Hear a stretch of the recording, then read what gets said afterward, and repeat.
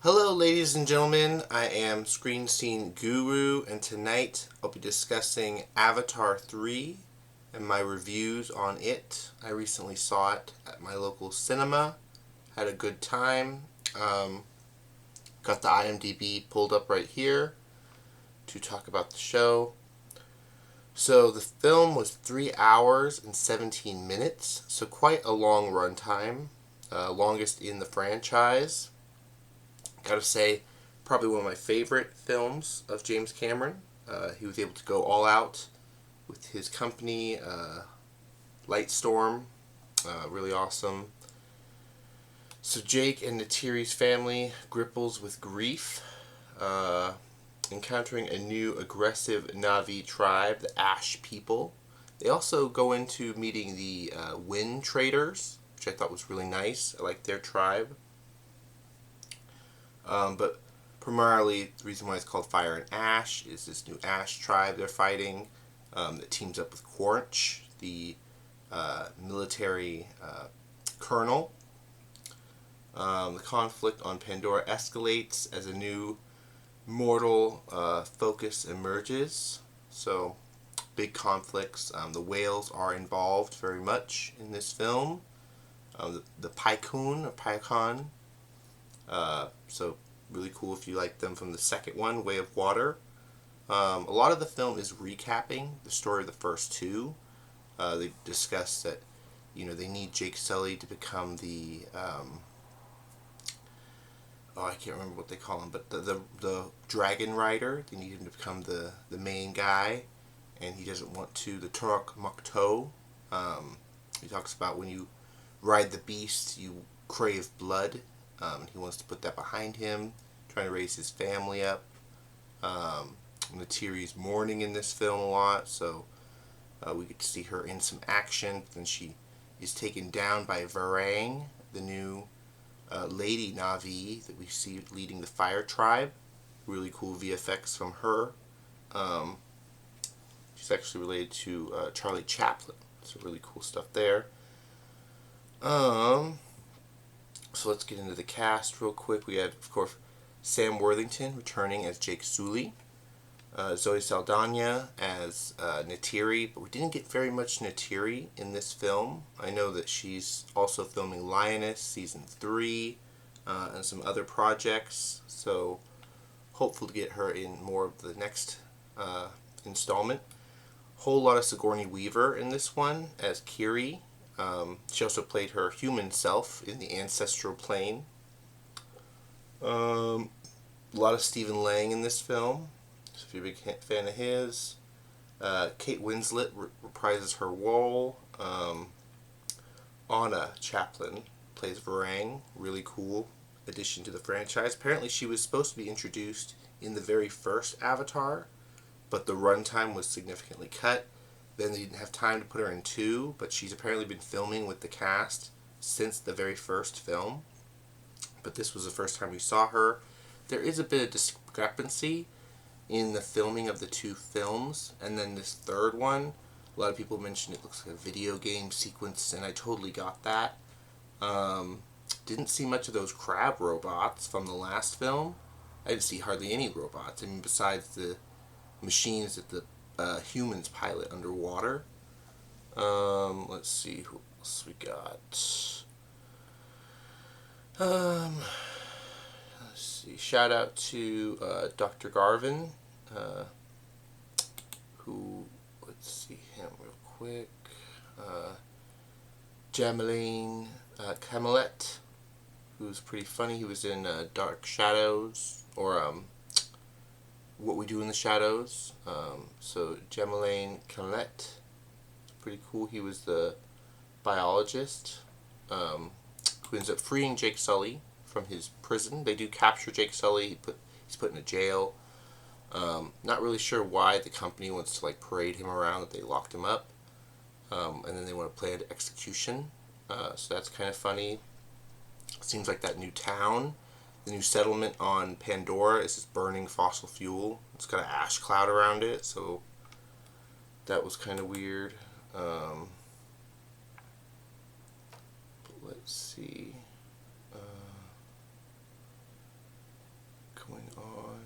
So yeah, the Ash Clan was pretty cool. Trying to see who else is in the cast. Took was very good. As well as Spider. Get a big evolution with Spider. Because he gets to breathe air on Pandora. He becomes part Na'vi like Jake did. But instead of switching bodies to being Na'vi, he's just human breathing air. They talk about mycelium network, similar to how the plants communicate to each other, is now inside him. And the RDF wants to study him, reverse engineer the effects. So pretty interesting phenomena with this Avatar 3 being back in theaters. It's been in theaters since December. This is the third month because we got December, January, February. We're about to go into March, and it's about to wrap up its theatrical playing. But interesting to see. We got actor Guy Vianney Rasby. I'm not sure if I'm saying that name right, but he's been in several things. But he was in the first Avatar film as the company CEO trying to get that mineral. He returns for this third one. It looks like they just put Begonia on Peacock, which is pretty cool. Pretty good film. But yeah, really cool stuff going on. We got the return of Norm, human. He returned. And yeah, just a lot more violence against like the whales. The whales were going to war. The creatures were like, oh no, creatures are getting blown up. A lot of them going down in this one. So that's something to go look forward to if you like, taking your kids to the movie and stuff. This movie is soon to be on digital, so be sure to check that out. Real quick, I got a bit of movie notes to dive into. So, let me go into this real quick. We've got Adam Wingard left the project for Face Off 2, which we knew he apparently didn't like the writing style of it. And then we had Cody Rhodes was recently facing off against Drew McIntyre on the February 6th SmackDown. We had February 13th Valentine's Day, Iko Sky and Rhea Ripley went up against Nia Jax and Lash Luscious. And then Jade Cargill retains her women's title championship. And Drew McIntyre interrupted a triple threat match between Cody Rhodes and Sami Zayn. So that's been going on. Trick Williams was going up against Dominic Priest and interrupted by Sami Zayn. Y-Files is talking to Tucker Carlson, which I thought that was very interesting, that they're talking about the psi phenomenon and psychics being used with the FBI. Trump's speech about UFOs may be happening sooner rather than later. Production Weekly is sourcing a site talking about Skeleton Crew Season 2 and how it's being worked on currently. Sony in the works for an animated Venom film from Seth Rogen, with Tom Hardy still voicing the role. William Shatner was involved in an upcoming Nuclear Messiah album, which is heavy metal band. Update on Netflix BioShock movie, apparently it's in production in 2027, set to be based on the first game, so that's news on BioShock. Fukushima, A Nuclear Nightmare is a new series on Max, HBO, premiering on March 10th. Trump tariffs were deemed illegal by the Supreme Court, yet they're continuing on. Wednesday Season 3, we heard that they are filming in Ireland, which is very interesting for this third season. It sounds like the biggest production budget for the series. If you guys are big fans of Wednesday. Not sure if they're going to break season 3 into 2 parts or they're going to keep it as one. Kind of hope they keep it as one because it seems like season 2, they tried that marketing stunt. It didn't quite work for them. Paradise season 2 has premiered with its first 3 episodes. I need to catch up, guys. Haven't been watching a lot of TV. I have been catching up on the movies side of things. Let's see. TMNT Mutant Mayhem 2, the sequel, has been moved up by the studio Paramount by 1 month. So now it's coming out, instead of September, it's coming out in August. So August 13th of 2027. So still next year. Looks like Dark Horse Comics is making a Masters of the Universe tie-in comic to the new movie coming out. So you guys can buy the prelude or the tie-in comic, which they have the characters look like the actors from the movie, which is nice. UFOD is a betting platform set around exotic materials being released by certain companies. So now you can go on, similar to Palantir and all these betting companies we've seen profit up in the last few months. Now there's a UFOD where you guys can actually bet stocks and profitize off this tech coming out to the industry, to the wide global world. A new species of dinosaur was recently discovered. I'll be sure to put that in the link down below. In the Sahara Desert, a team is naming it the Spinosaurus mobius. So really cool giant Spinosaurus. So it's a new type discovered. And that was a Spinosaurus mobius in Latin. National Geographic covered it. So there should be a special maybe on Disney Plus. I know they like to drop their stuff typically on their Disney. The expedition of the century, they're calling it, in the heart of the Sahara Desert. The remains of a new type of dinosaur, Spinosaurus, including extraordinary finds of extinct 12-foot superfish. So really cool things there. They're naming more dinosaurs than ever because there are more discoveries being found, similar to the situation in the Jurassic World movies. You just have better tools, better technology. A lost world of unique creatures have been discovered. And then, of course, tensions are rising over Iran and the possible strikes being talked about because we are moving quite a lot of assets down there to that region. Let's see. Iran is preparing for combat on the coastline as the U.S. sends Navy ships. The USS General Ford is supposedly on its way. And they're talking about psionics, people on the Skywatcher Ranch trying to summon UFOs down to the ranch. Very interesting stuff. Now NASA former employees are spilling the beans, so to speak, talking about a moon base. Elon Musk discusses we need a moon base. There might already be one. Let's see. What else?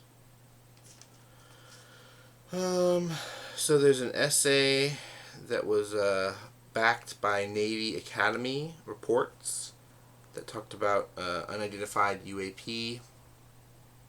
Apparently it was blocked by Secretary for the Clinton and Bush administration. But now that essay is coming out. It's a peer-reviewed paper that they've hidden. It talks about several layers of the ongoing classified programs. It says you're either born a psychic or stress inoculation, fight or flight. So they discuss this also with disclosure. Some documents have come out recently from the CIA talking about drugs, medications being used to tap into different parts of your brain. They also talk about subconscious instincts, X-rays or different types of radiation being used to put you into a liminal space, a liminal mind. Jennifer Love Hewitt celebrates her 47th birthday, so really cool stuff there. Big fan of hers on 911. The schedule coming out for recent movies. We got Mandalorian and Grogu in May, of course. The Breadwinner, which I haven't heard of that before, but it's coming out May 29th from Sony. There's supposed to be an untitled DC film on May 29th as well. I'm not sure what that is, but it's just been listed. Warner Brothers is releasing Animal Farm in June 5th. Masters of the Universe comes out June as well. Disclosure Day in June. Scary Movie 6 in June. As well as Toy Story 5. So a lot of films dropping in summer of this year. And then we've got Supergirl in June, as well as Jackass 5. So really cool stuff there. Brad Pitt and Tom Cruise AI ad was seen by a lot of people, causing them to get upset about this AI company that's using popular celebrity likenesses without their permission, of course. ByteDance and C-Dance 2.0 has been sued by not just Warner Brothers, but now Disney and I believe one of the bigger studios, Sony, has also sued them. So 3 of the major studios. Several actors have to get lawyers for representation on screen because the AI is breaking perpetuity laws. They're using their likeness in perpetuity, which is supposed to not happen. So they're trying to get control of their vision or their likeness. HBO Paradise Lost, Wonder Woman series. Now, we heard a rumor that this was canceled, but now James Gunn is coming out on Threads and saying it's not canceled, it's just in development, just like everything else he supposedly said is in development. So I'm trying to track back that coverage of me saying it's canceled, where it's in development. That's from James Gunn himself. So we'll have to see about that. BAFTA Awards. I want to talk about the Ryan Coogler. He wasn't there, but 2 of the actors were there for the it was essentially a nervous tic that this person had. They have Tourette's, and there was a racial slur used when actors were on stage accepting the BAFTA Awards for Sinners. And this was broadcasted by the BBC, and they previously had edited out a whole speech for Gaza, Palestine, but then they didn't censor out this Tourette's individual using a racial slur. So very interesting flex from the BBC. Senior Chief Alexander Wiggins, Navy Jackson, traffic controller for the Navy, recently has come forward talking about tracking unidentified objects outside of craft, Navy craft. They talk about the spheric system, a thermal sensor that can track camera. One of these objects was seen with the naked eye, but apparently on thermal it was multiple objects. So these things have a way of hiding how they look, bending light they've talked about, because most of our material or craft use radars to ping off of, but if there's no light, no source to ping, these things are essentially invisible. So that's very interesting stuff they're going into.